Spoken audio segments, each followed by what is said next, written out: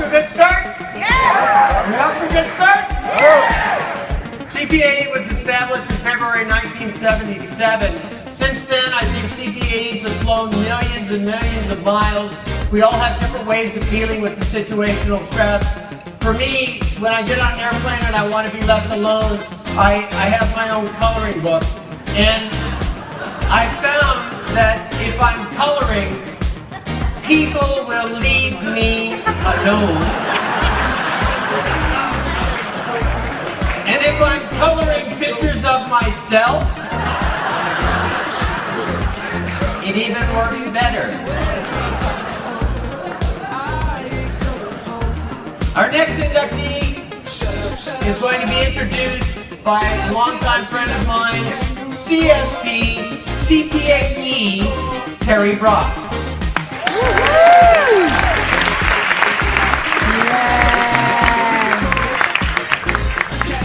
You know, you hear people say all the time that it's not easy getting to this platform, the one on which we recognize the best in our industry. Our next speaker would go so far as to say that it was quite a bit of a battle that began over 40 years ago, serving in the United States Army in Southeast Asia. The experiences that were learned there were in preparation for becoming the top sales producer out of 6,000 people for a Fortune 10 company. Luckily, for thousands of people around the world, our next CPAE decided in 1987 it was time to seek a new battlefield, armed with remarkable stories, experiences, and unlimited rounds of courtroom humor. Based on crowded rooms, requests for return engagements, and a very busy calendar, it's clear the messages have resonated. Now, many speakers have turned to this honoree for advice and counsel, and why not? The recipient helps others recognize their own strengths and then build on top of them. For over 27 years, this inductee in the Speaker Hall of Fame has been an active member of the organization formerly known as NSA. Appearing on the national stage many times, one of the largest local chapters, one of my favorites, has even benefited enormously from the contributions that this person has made as chapter president in helping many people. Now, many speakers in this room tonight have made an excellent living sharing tragic stories and accidents that changed their lives. Our newest CPAE has taken an amazing experience that really should not have even survived, and he's turned it into one of the funniest stories that many of us have ever heard. In the process, the story becomes a way to deliver some very important life lessons. Few people have learned how to turn so much lemonade from those lemons into something magnificent. So tonight, we're here to thank this person for opening that lemonade stand and allowing us to have a little sample. Now, ladies and gentlemen, it's my distinct honor and privilege to introduce our newest inductee into the Speaker Hall of Fame from Tucker, Georgia, CSP, CPAE, Ken Futch.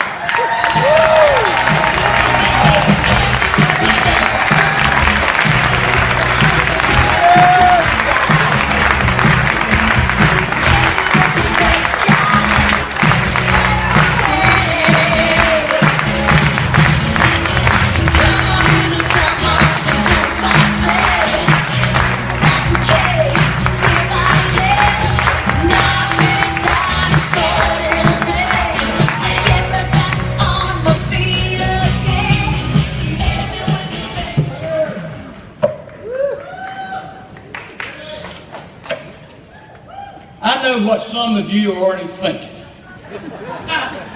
I like Ken, but I sure hope he doesn't let all this go to his head. My track record is that it's exactly where it will go. At the age of 10, I was scalped by the hoof of a mule. My hair has not grown there since.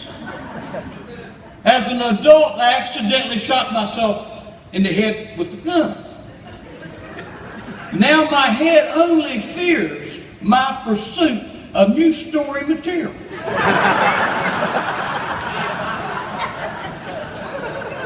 But isn't that the way it often happens, that our heads will point in one direction while our hearts follow another? I'm willing to bet that many of you got into this profession because you were following your hearts while your heads weren't exactly sure. Me, I got lucky. I knew for a long time what I wanted out of life, I just didn't know how to get it. I knew that I wanted to be able to inspire people to not just think of doing better, but to actually have the courage to take actions that would lead to accomplishment. It's been said that sometimes we need to believe in another's belief before we can believe in our own. For me, my belief came from loving parents and a mother who thought a lot more of me than I deserved. My three sisters who are here tonight helped prepare me for the changing societal roles of women.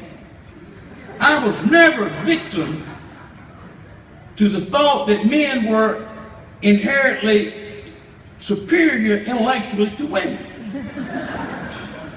All of my sisters were either valedictorians or salutatorians of their class. I was in the half of class to maybe upper half possible. I thanked my mother several years ago for never holding my sister's success over my head. She simply said, "Son, I just never really knew how much damage that mule had done." My first exposure to NSA was attending a positive thinking rally in Atlanta, which included Cabot Robert, Zig Ziglar, and Norman Vincent Peale. Obviously it worked, because at the time they were finished talking, I believed I could achieve my goals in life. After 7 years of preparation, I decided to give up the perceived security of corporate America and become a full-time speaker. My wife, Linda, who's also here, had already proven that she would take on challenges for me by taking on my last name. It did cause her a few problems, like the day her third grade class came running back in from recess. Miss Funch, somebody's written your name all over the bathroom wall." It was not our name.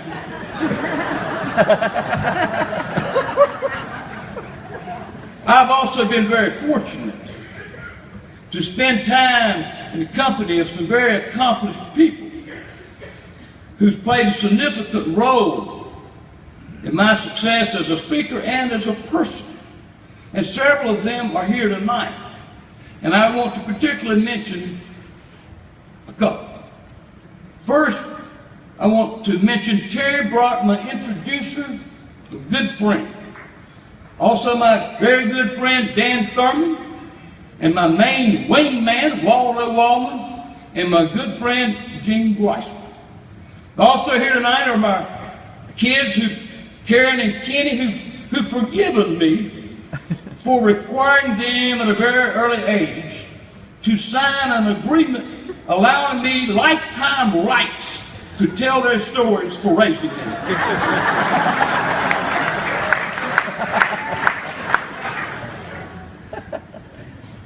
I love the opportunities that we have coming to conventions like this and getting to learn new ideas from other people, other speakers, great ideas on how we might improve things that we do. Now, people say, "Are any silver bullets?" And I say, I don't know about any silver bullets, but I found a few that I really believe in. In today's world, we put a lot of value on value. We've learned to succeed, we need to deliver something that other people value. So it's extremely important for us to be able to discover our value. And discovering our value is a